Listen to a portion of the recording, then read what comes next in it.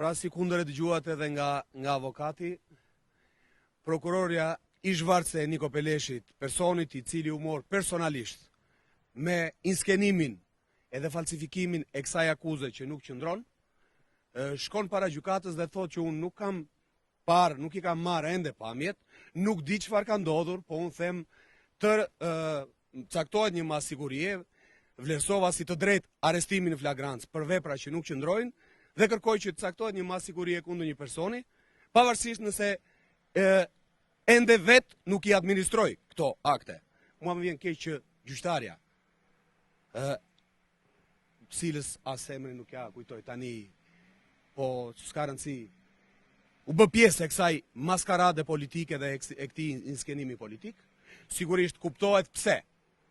Ju e dëgjuat besoj dje kryeministrin Rama në Devoll, erdhi për t'i kërkuar votën devollinëve, foli një orë ca dhe nuk përmendi absolutisht as edhe një gjë se çfarë ka bërë për Devollin dhe Devollin, nuk tha asnjë gjë se çfarë do bëjnë nesër për Devollin dhe Devollin, po u mor vetëm me këtë rast. Dhe pa diskutim që e gjitha kjo u inskenua që Edi Rama të shmangte përgjegjësinë e tij për keqeverisjen 12 vjeçare dhe të merrej me një tallavat të tillë siç edhe u mor gjithmonë.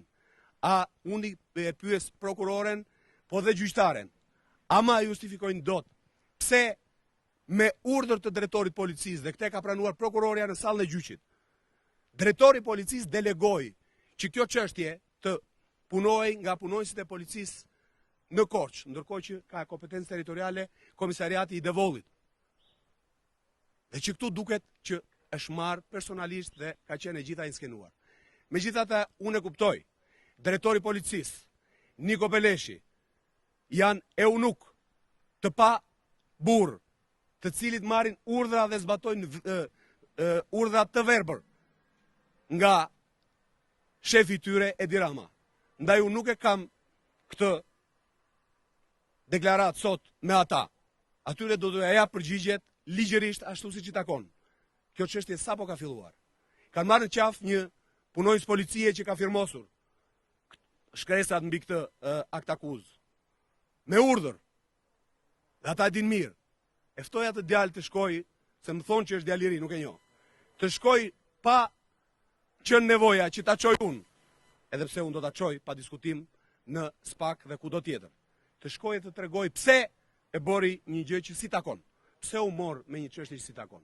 Por sot dua t'i them Edi Ramës. Këtij skërfylli 2 metra të gjatë, ajdutit më të gjatë që ka njohur ndonjëherë politika, që nuk më trem dot me këto lloj inskenimesh.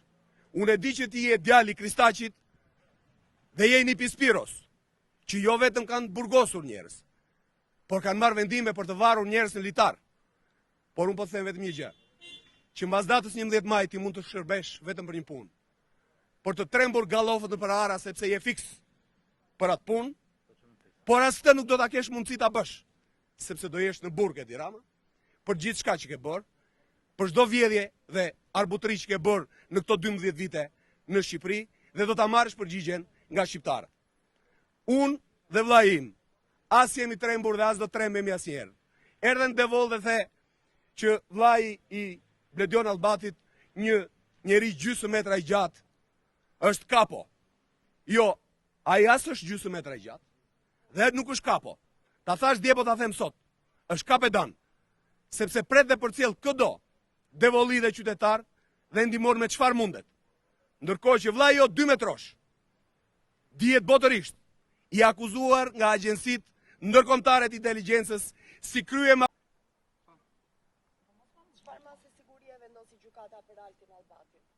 Sapo ka mbaruar seanca gjyqësore, gjykata ka pranuar kërkesën e prokurorisë, ka vlerësuar si drejtë të ligjshëm arrestimin flagrant dhe ka caktuar masën e sigurimit personal detyrim për të paraqitur në përgjithësinë gjyqësore një muaj në ndyshimet për veprat penale të prishjes së qetësisë publike dhe të pengimit të qarkullimit parashikuar në 274 dhe 293 të kodit penal.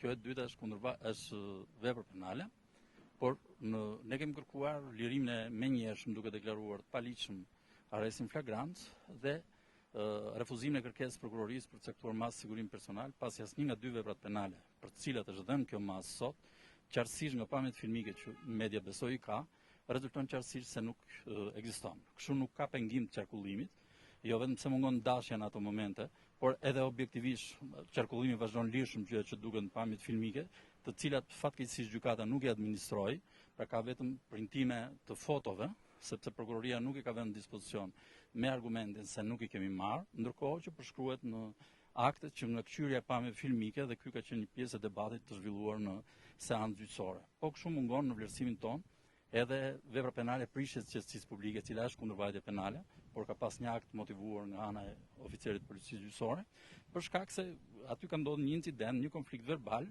midis dy personave, dhe ka ndodhur në unazën e qytetit Bilishit, pikërisht rreth rrotullimi i kryqëzimit me rrugën që çon për fshatin Miras. Pra nuk në vlerësimin tonë se ekziston fakti kriminal i pretenduar si vepër penale. Faleminderit.